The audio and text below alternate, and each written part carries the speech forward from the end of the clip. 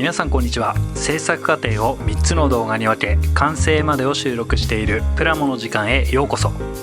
今回は青島アンバサダーとしてのご紹介で、ご提供いただいた最新キットよりプリペイントモデルの裏缶を製作パート2です。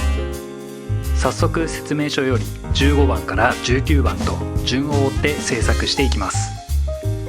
まずはフロントバンパーにメッシュパーツを取り捨てた後、ボディへ組み付けです。ここはぴったりはまるパーツ構成でしたので簡単に取り付けできました。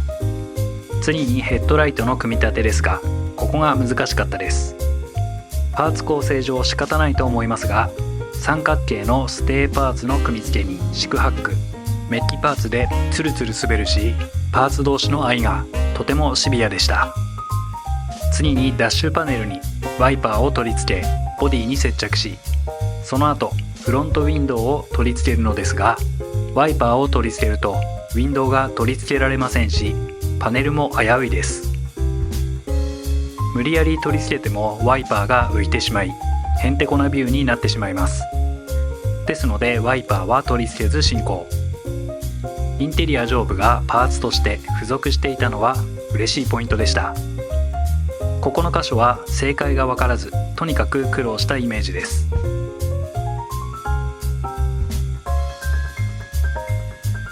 次にリア外装パーツの取り付けです。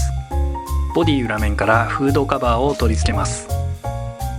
そしてサイドのウィンドウですが、ここも正解が分からず苦労しました。ボディ面には接着白があるのですが、どうあがいてもその形状にウィンドウがぴったりはまりません。無理やりはめてピラーを折ってしまうのも嫌なので、パーツが落ち着くところで接着しました。サイドシルのメッシュパーツも接着白がなかったので、何が正解かわからなかったです。なんとなくこうだろうという感じで取り付けました。リアテールも形状、接着白がない構成で難しかったです。クリアレッドのテールパーツの後にクリアレンズを取り付けるのですが、接着白がないためボディにテールパーツ一式を取り付けた後はめ込みました。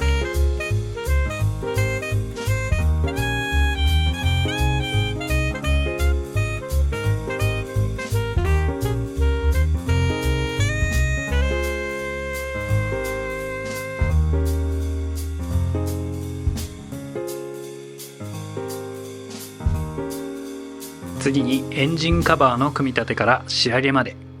エンジンカバーは標準のカバーかクリアカバーかで選べる仕様です。ここはせっかくエンジンも付属しているので、クリアカバータイプをチョイスし組み立てていきます。そしてボディとシャシーを合体。説明書には指定はありませんが、リアからはめ込んでいくと組み付けやすかったです。ディフューザーにはメッシュパーツとマフラーエンドを取り付けです。ドアミラーは3つのパーツ構成になっているのですが、ここも接着白がわずかにあるだけなので組み付けが難しく感じました。せっかく塗装してあるキットなので、接着剤で塗装を溶かしてしまったりベタベタにはしたくありません。実写の形状を確認し、セメダインハイグレード模型用接着剤で組み立てました。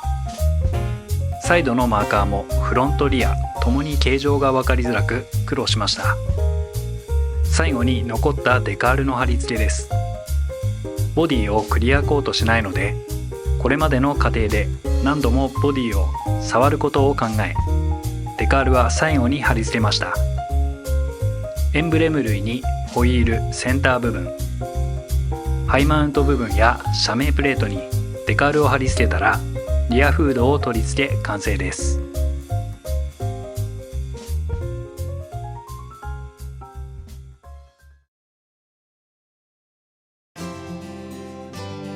今回は青島よりご提供いただきました最新キットランボルギーニ裏缶を製作してみました。プリペイントモデルということもあり、青島ご指定の素組みでのお届けです。パッケージ内容そのままで組み立ててみたレポートとしては、まず良かった点としてペイントがリアル、エンジンパーツまでしっかりリアルに塗装してあったので驚きました。エンジンを知りながら組み立てられるのもお楽しみポイントの一つでしょう。そして組み立てるだけでリアルな裏感が爆誕。外装パーツは四苦八苦しましたが、いざ組み上がってみると、そこには誰もが羨むスーパーカーがエンジンフードも開封でき、エンジンをじっくり眺めることもできるので、ディスプレイ後もじっくり楽しめそうです。苦労した点はライト周りや外装パーツの組み立てで、各部接着白をしっかり示してほしいのと、できればそれぞれのパートでこんな感じに組み上がるよ的な写真や図があれば、もっと分かりやすく組み上げられると思いました。あとはお値段、正直お手頃な価格帯ではないと思いますが、ペイントもしてあるし、何より完成後のずしっとした重量感とリアルな裏感は手軽さ込みの値段かと思います。塗装をする環境がないけどプロ顔負けのリアルなキットを気軽に作りたい方におすすめではないでしょうか。すぐみレポートは以上です。次回はこの完成したキットをバラしカスタムしていきたいと思います。ご視聴いただきありがとうございました。